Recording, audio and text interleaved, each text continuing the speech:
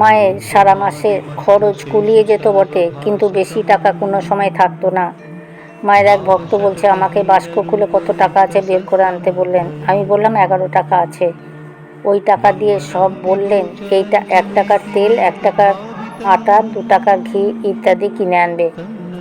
আমি বললাম, না মা, আপনি যেমন বলছেন লিখে নিচ্ছি, শেষে 5 সের 2.5 সের এইরকম হিসাবে কিনবো, তাতে দরে সুবিধা হবে। মা খুব খুশি হয়ে বললেন, হ্যাঁ বাবা, তুমি বুদ্ধিমান ছেলে, তোমার যেমন খুশি হিসাব করে কিনে আনবে।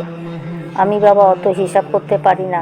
কখনো কখনো টাকা ফুরিয়ে গেলে বলতেন, আজ ইংরাজি মাসের কত তারিখ? আমি বলতাম 27 দিন আজ। বলতেন, আর কদিন বাকি আছে? আমি বললাম 4 দিন বাকি আছে। মা বলতেন, তবে আর কি, কদিন পরে ইন্দুর টাকা আসবে, মাস্টারের 5 টাকা আসবে, তখন বেশি করে কিনলেই হবে। রাঁচির ইন্দুবাবু ঠিক মাসের 1 তারিখে বা 2 তারিখে মাকে 15 টাকা হিসাবে পাঠাতেন, মাস্টারও 5 টাকা করে পাঠাতেন।